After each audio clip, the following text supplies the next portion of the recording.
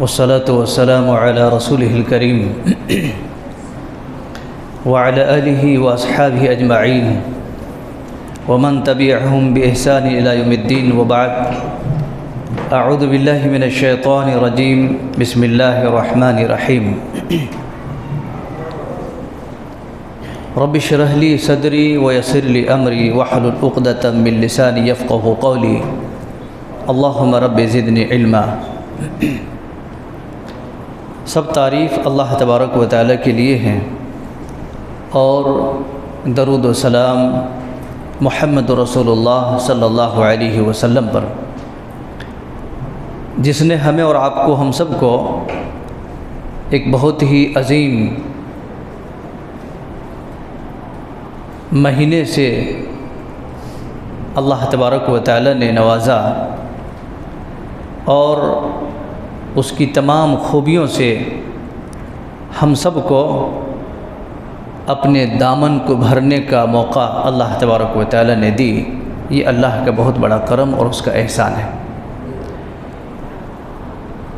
हमें एक बार फिर से याद करना चाहिए कि लोग दरख्वास्त करते थे, भाई मस्जिद में ज़रा हमारा भी नाम लिखो,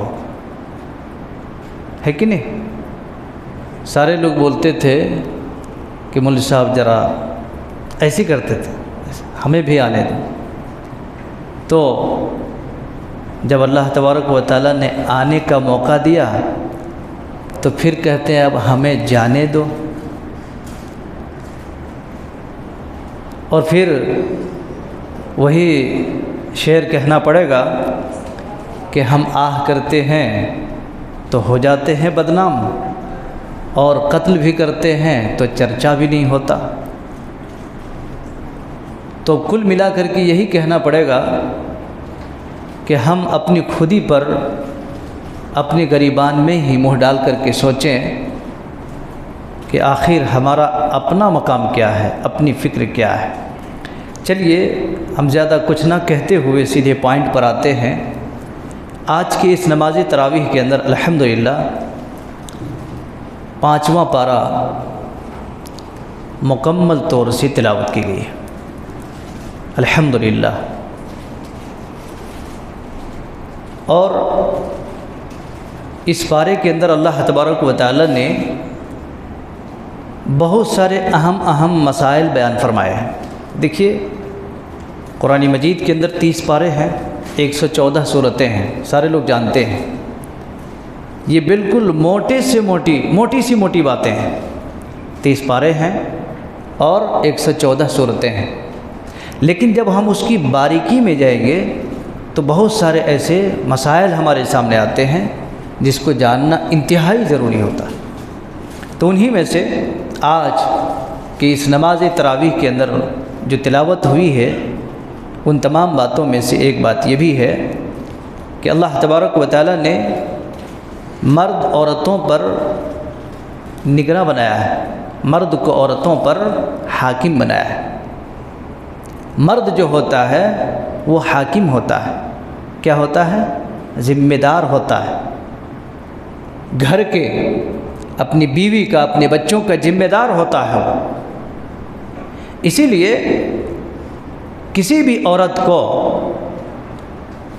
अगर उसका शौहर दिमागी तौर पर, जिस्मानी तौर पर या चालाकी तौर पर कमज़ोर हो तो हक़ीर निगाह से नहीं देखना चाहिए, हक़ीर निगाह से नहीं देखना चाहिए। अगरचे वो माली तौर पर भी कमज़ोर हो तो भी आपका शौहर है, आपका निगहबान है, आपका निगरां है, उसकी कदर करो। समझ रहे ना।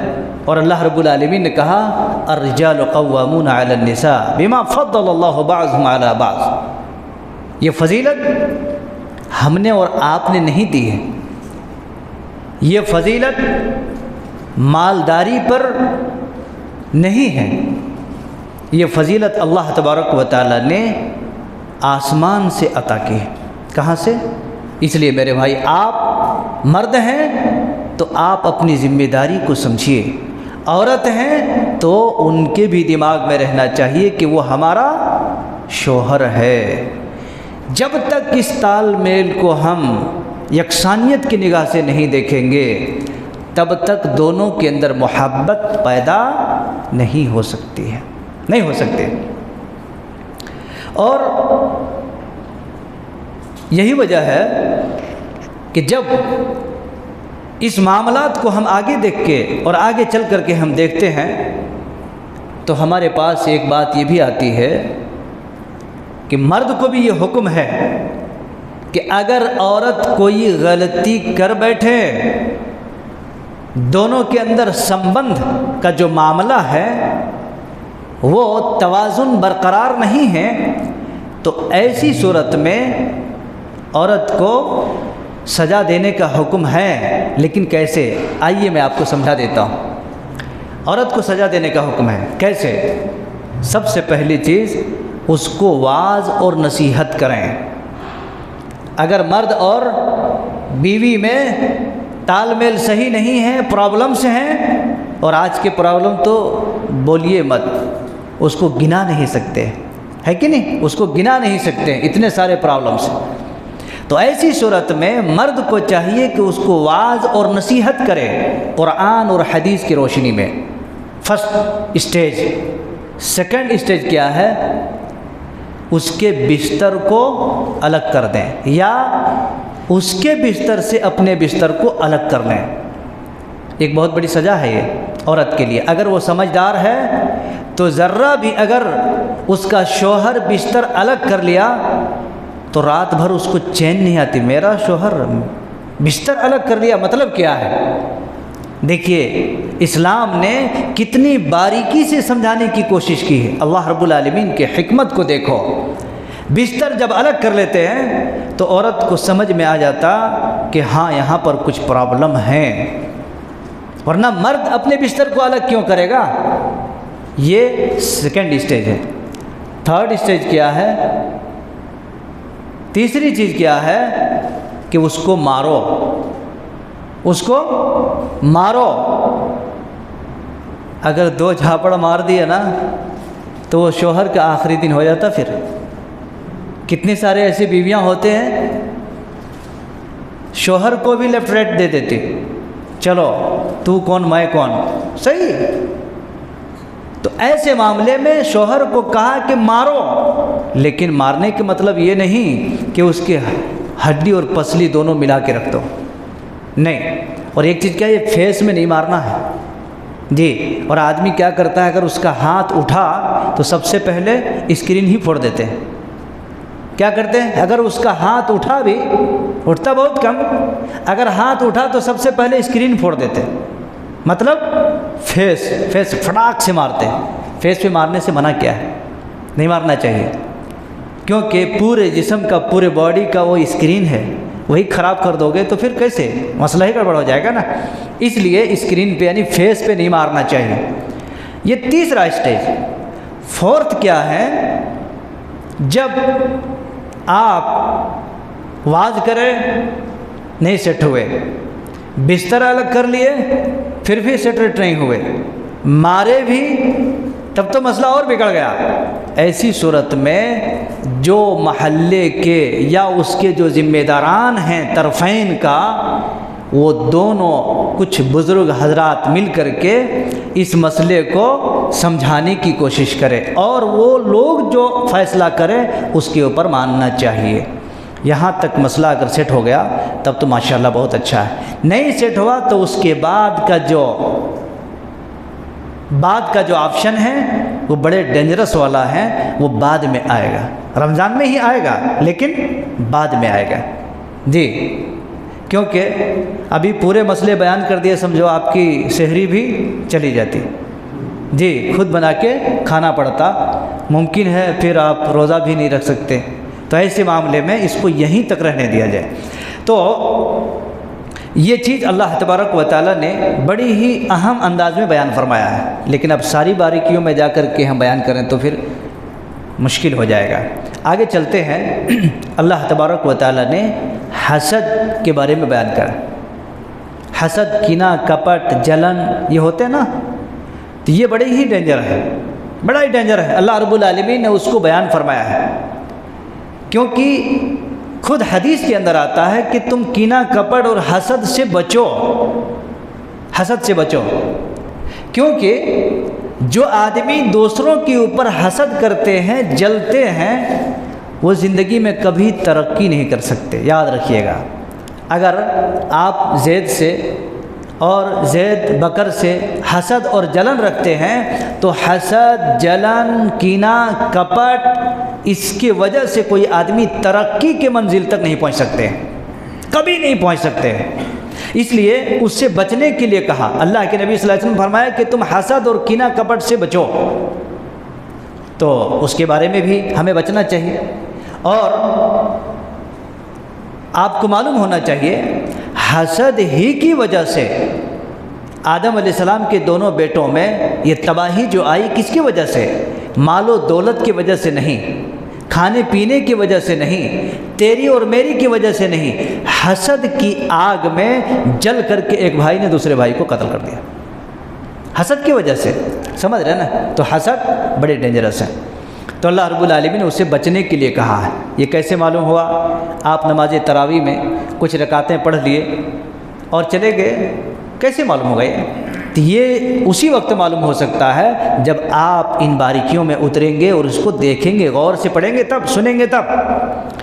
इसी तरीके से अल्लाह तबारक व तआला ने और एक बड़े ही संगीन जुर्म को बयान फरमाया। क्या बयान फरमाया है? हालत शिर्क में अगर कोई शख्स शिर्क में करते करते करते उसी हालत में वो क्या हुआ, मर गया, तो उसका पोजीशन क्या है पता आपको? हमेशा के लिए जहन्नम, हमेशा के लिए जहन्नम, कोई किस्म की वहाँ पर समझौता नहीं। इसलिए शिर्क से इंसान को बचना चाहिए। शिर्क करते हुए अगर कोई शख्स रोज़ा भी रखता है, नमाज़ें भी पढ़ता है, तहज्जुद भी पढ़ता है, तो उसका नतीजा, उसका रिजल्ट क्या है? ज़ीरो। क्या है? ज़ीरो। इसलिए शिर्क से बचना ज़रूरी है, शिर्क से तौबा करना ज़रूरी है। आइए मुआहिद बन जाते हैं, आइए अल्लाह तबारक व तआला के कुरान से हम अल्लाह रब्बुल आलमीन की तारुफ और उसकी मारिफत को हम जानने की कोशिश करते हैं। तो शिर्क एक बहुत बड़ा जुर्म है।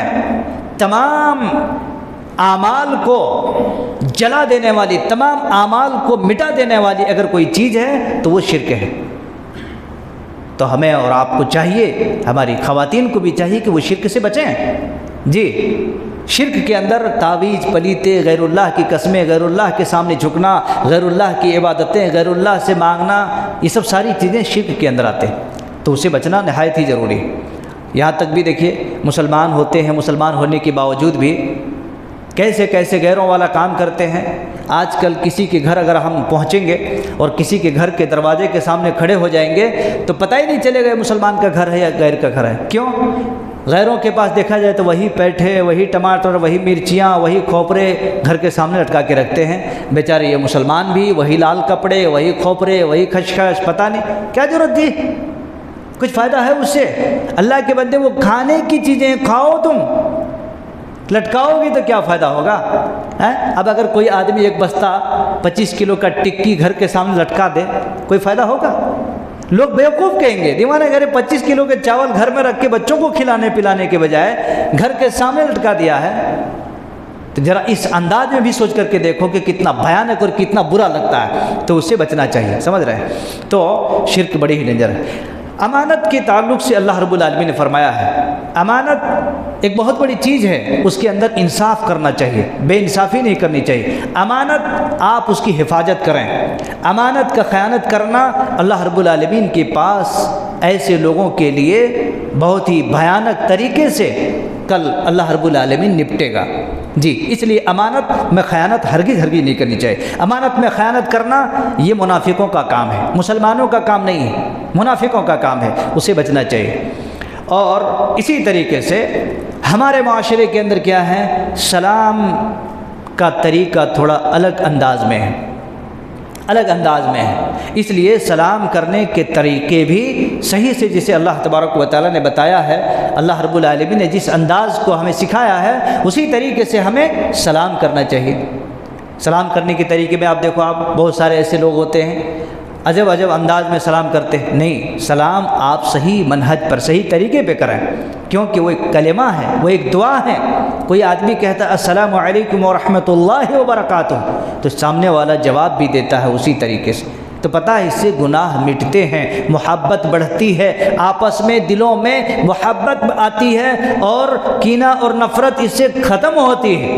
कभी आप जो आपको सलाम नहीं करता है, आप ही उसको बढ़ करके सलाम करके देखें, कितना मज़ा आता और सामने वाला कितना परसेंटेज उसका लेवल लो हो जाएगा, हाई लेवल वाला लो हो जाएगा। सलाम करके आप देखिए, तो सलाम के अंदर बहुत सारी जो है अल्लाह तबारक व तआला ने बरकतें रखती हैं, तो इसलिए उसको सही तौर से अदा करना चाहिए। इसी तरीके से अल्लाह रब्बुल आलमीन ने जिहाद के ताल्लुक़ से उसकी भी तरकीब दी है, उसकी भी शक्लें बयान फरमाई हैं। कोई आदमी जिहाद करता है माल के ज़रिया से, जान के ज़रिया से, इल्म के ज़रिया से, कलम के ज़रिया से।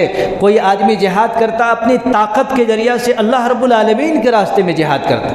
तो जिहाद यही नहीं कि पहलवान खाली जिहाद करे, आदमी के पास पैसे हैं, खर्चा करता है, चलो रमज़ान का महीना है, रमज़ान के महीने में ये भी एक बहुत बड़ी जिहाद है कि सारे मुसल्लियों को, सारे लोगों को खिलाने में, पिलाने में, उसके ऊपर पैसे खर्चा करने में, चाहे इफ्तारी हो या इसी तरीके से खाना हो या सहरी हो, आदमी खर्चा करता है अपने माल के ज़रिया से लोगों में।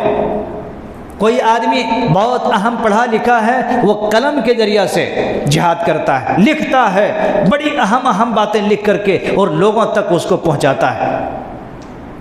इल्म के ज़रिया से जिहाद करता है आदमी, लेक्चर दे के, बयान दे करके और लोगों के सामने अच्छी और बुरी बातों को वजाहत करके उसके सामने सारे मसाइल को, इख्तलाफात को ख़त्म करता है। ये भी एक बड़ी अहम चीज़ है, तो उसके ताल्लुक़ से भी अल्लाह रब्बुल आलमीन ने इशारा की। इसी तरीके से अल्लाह तबारक व तआला ने एहसान और सलूक करने के एतबार से जो सबसे करीबी हो सकते हैं वो कौन हैं? एहसान और सलूक के एतबार से सबसे ज़्यादा करीबी माँ बाप हैं, माँ बाप हैं, उसके बाद यतीम हैं, उसके बाद गुरबा और मसाकीन हैं, उसके बाद फिर इसी तरीके से मोहताज किस्म के लोग हैं, उसके बाद फिर जो आपके नौकर और चाकर हैं, आपके मातहत जो लोग काम काज करने वाले हैं, उनके ऊपर आप एहसान करें। एहसान के मतलब क्या है? जैसे मिसाल के तौर पर रमज़ान का महीना है, रमज़ान का महीना है, कोई आपके पास नौकरी करता है, नौकर है आपके पास, 8 घंटा की ड्यूटी लेने के बजाय आप 6 घंटे की ड्यूटी लेते हैं, 5 घंटे का ड्यूटी लेते हैं। आप उसके ऊपर एहसान करते हैं कि अल्लाह के बंदे जाओ रेस्ट ले लो, नमाज़ें पढ़ो, रोज़ा रखो, तरावियाँ पढ़ो, उसके ऊपर आप एहसान कर रहे हैं। उसके वजह से उसका तो अजर मिलेगा ही, आप जो एहसान कर रहे हैं आपको भी अजर मिलेगा।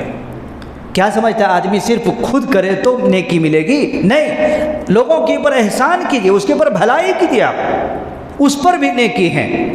और इसी तरीके से अल्लाह तबारक व तआला ने और एक चीज़ बयान फरमाई कि कत्ल आदमी ऐसा नहीं कि जिसको चाहे आप उठा उठा के कत्ल करना शुरू कर दें। कत्ल की सज़ा है, उसकी किस्में हैं, किस तरीके से कत्ल करना चाहिए और कत्ल करने का हुक्म या कत्ल के दर्जे पे आदमी कब पहुंचता है। ऐसा नहीं कि किसी को चाहे आप उठा करके कत्ल कर दें, नहीं, अल्लाह तबारक व तआला ने उसके बारे में भी बयान फरमाया जी। और इसी तरीके से ये भी बयान फरमाया है कि सफ़र के हालत में आदमी, सफ़र के हालत में, अब रमज़ान का महीना है, सफ़र करता आदमी क्या करेगा? वो नमाज के सिलसिले में, रोज़े के सिलसिले में, अल्लाह अकबर, कितनी बारीकी को अल्लाह ने बयान फरमाया। हेल्थी आदमी है, सफ़र कर रहा है और सफ़र करते करते वो रोज़ा नहीं रखेंगे, लेकिन गिनेंगे हमारे रोज़े कितने छोटे हैं। नमाज भी अगर पढ़ना है तो सफ़र की हालत में नमाज में 4 रकत वाली नमाज वो 2 रकत पढ़ें, कसर करें वो जी। ये सब सहूलतें अल्लाह तबारक व तआला ने दी हैं। इसी तरीके से हमल वालियाँ हैं, छोटे बच्चे वाली माँ हैं, बीमार हैं, एकदम ज़ईफ़ुल उम्र हैं, ऐसे लोगों के लिए अल्लाह तबारक व तआला ने बयान फरमाया।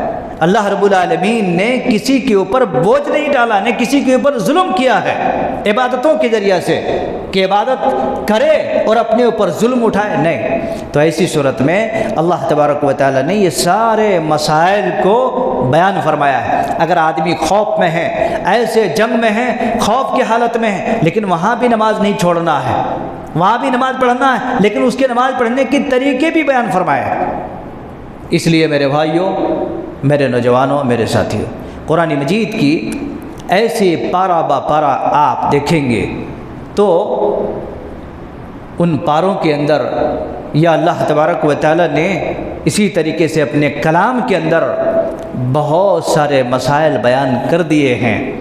उन चीज़ों को जानना ज़रूरी है, लाजमी है।